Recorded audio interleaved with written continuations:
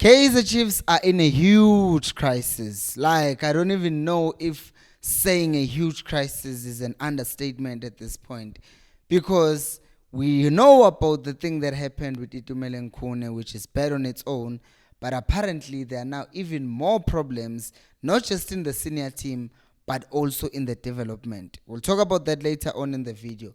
We're also going to talk about Tuso Pala's latest interview, where he admitted to age cheating and what that actually means for Kaizer Chiefs and South African football in general.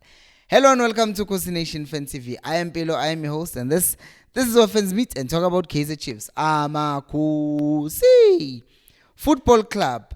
Right, so we already know that Itumele Nkune, and not just Itumele Nkune, but Mtutuzi Mtanzane as well, came to the training facilities being intoxicated.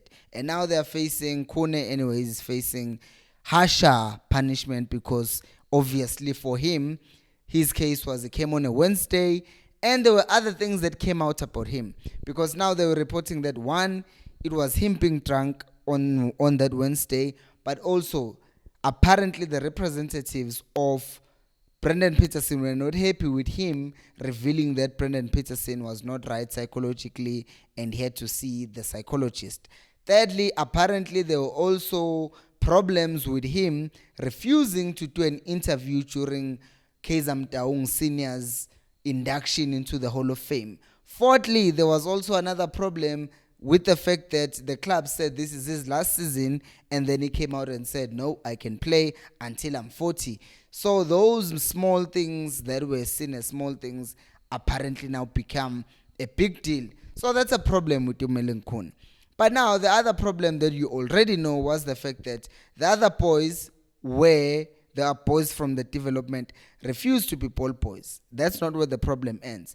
And from the other two, which is the left back Umtaga and the right back Upuso Titechan, they ended up leaving Chiefs, right? But the other 5 players were still suspended. That's a problem on its own. But now, there is also another problem on top of that, which is players are now fearing uncertainty because of what happens when you are playing for Kaizer Chiefs development. That you can play and do everything well in the development, but then when you have to transition into the senior team, there's no space for you.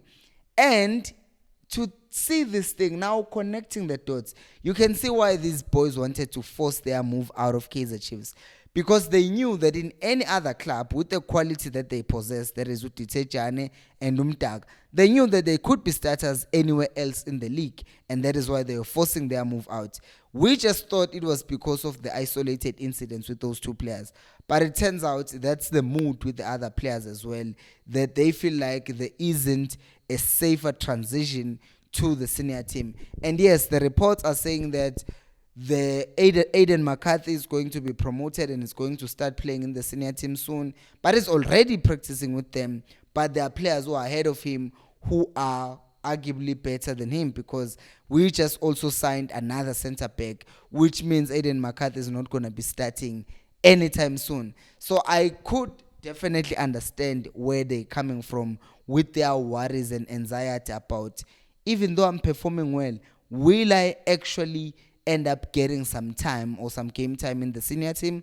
That's an understandable worry, because out of the players that have been promoted from the development over the past 5 years, how many of them have consistently performed and stayed up in the senior team? The only player I can count is Ungezana, because Kosingpile Ngobo is getting injured a lot, and the other problems, Omashiane, we know there are problems, Abohatebe, Samigelo Zwane, we see that they are now getting minutes here and there. Hopefully they will get more minutes and end up shining, so that the boys in the development end up being motivated. But I will ask you this question before I talk about the other issue.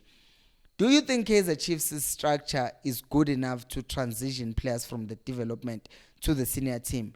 If the answer is no, what do you think Kaizer Chiefs should do? What could be the solution for the players who are currently in our development to make sure that they don't end up feeling like, oh no, my future is dead here because, well, the bad transitioning or whatever system that Chiefs is using is not going to allow me to end up shining? Hey, while we're here, let me just say, we are trying to reach 21,000 subscribers by the end of this year. So do me a favor and press that subscribe button and like the video so that this video can reach more people like you. Now, this is another issue which I think is a tricky one to talk about, the issue of racism.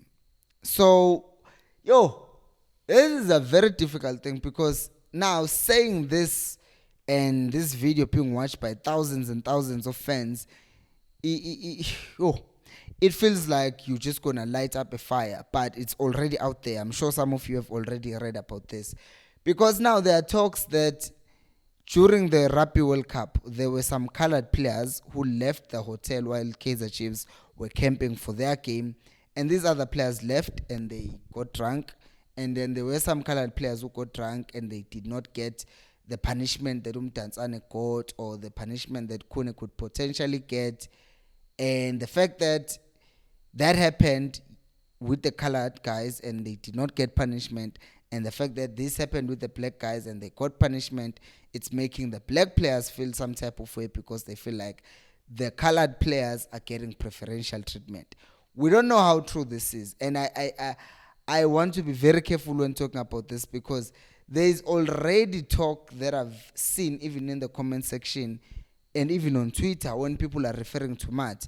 They are not just referring to Yusuf Matt, they are referring to this colored guy, or when they're referring to Peterson, Skatele, Lily Colored, or when Dupri was missing a lot of chances, or Wamakalate as Lisa. So I don't like that because as far as I'm concerned, all of these guys are Kaizer Chiefs players.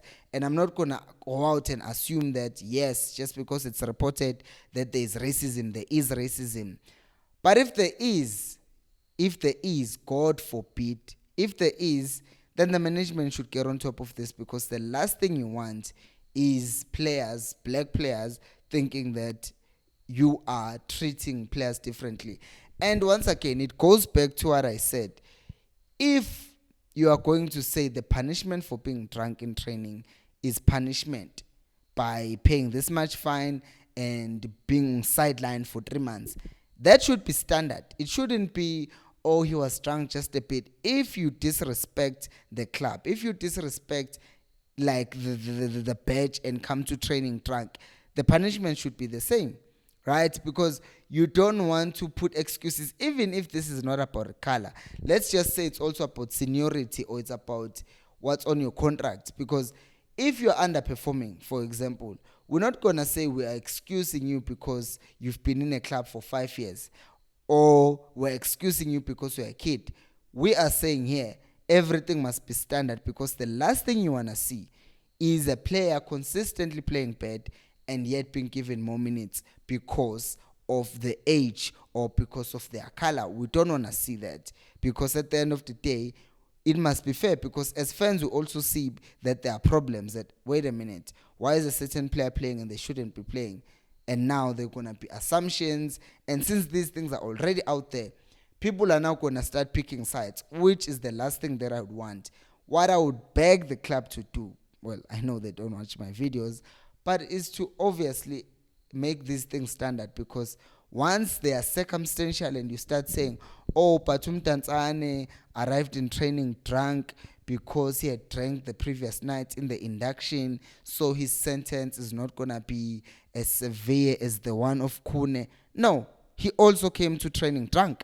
So if Kune is going to be punished with 3 months or being released, they should do the same with Umtanzane. We should not now say it's case by case, because being drunk is being drunk. And keep it to kitu. That's what the Sutu people say. So I think this will go a long way in standardizing things and making sure that there's no one who feels some type of way. And obviously, another thing that makes people feel some type of way is the fact that some players are older than they look or than they say. Because Tusopala admitted in a recent interview that he has 2 ages. There is a football age, there is his normal age. And we know this. I've played football. I know Dlalago under 13, and then there were other people who were borrowing certificates to use because they were older, but they wanted. There was a guy we played with Sidlal tournament Kamilo when we went to the provincial in Durban. He was playing with someone else's certificate, and it was saying he's 13, but his actual age was 15. corruption. But that's not the point. The point is this thing happens in football, and I don't know what you guys think. Do you think this is a big deal that players lie about their age?